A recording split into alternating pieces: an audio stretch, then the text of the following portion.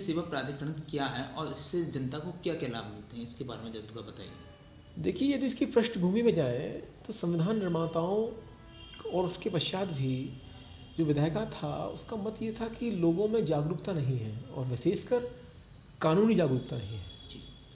इसी को विधायिका ने एक विधायी जो जामा है वो पहनाया और जो भी हम लोगों को निःशुल्क विधिक सेवा देते हैं, जागरूक करते हैं, वो एक अधिनियम है, national legal services authority act 1987। इसके तहत लोगों को जी हाँ, जो जनता है, गरीब और जनमानस कमजोरों को जागरूक किया जाता है मुफ्त और एवं उसको यदि कोई सक्षम विधिक सेवा कानूनी की सहायता के आवश्यकता लिए है, प्रतिबद्ध तो जिला सहायता विधिक प्रदान की सेवा जाती है। प्राधिकरण इसके तहत बदायूं हम लोग डालसा प्रयास ये करते हैं कि न्याय जो भी सबके जनपद इस लिए। जनपद में भी है, हाँ, ये एक बात और भी है कि इस अधिनियम के तहत लगभग पूरे समूचे राष्ट्र में ही जिला विधिक सेवा प्राधिकरण है, जो प्रत्येक जनपद में है।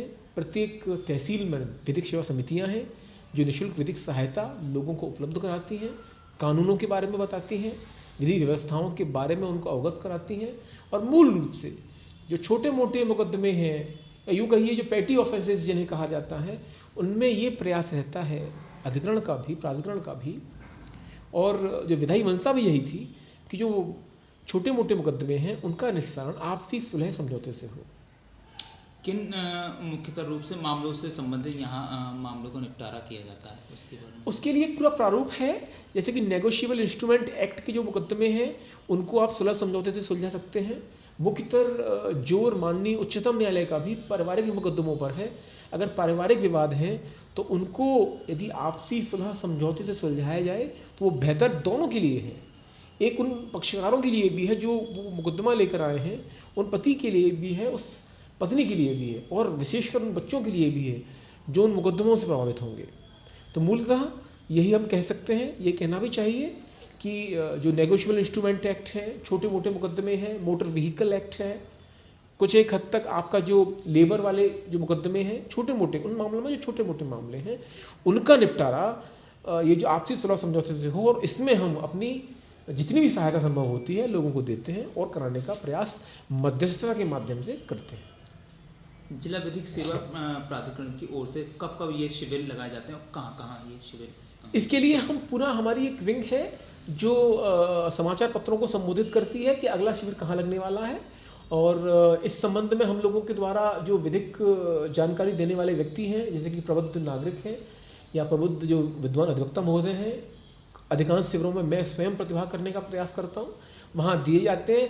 प्रत्येक तहसील में लगाए जाते हैं, तहसीलदारों का सहयोग उसमें अपेक्षित होता है, वो देते भी हैं।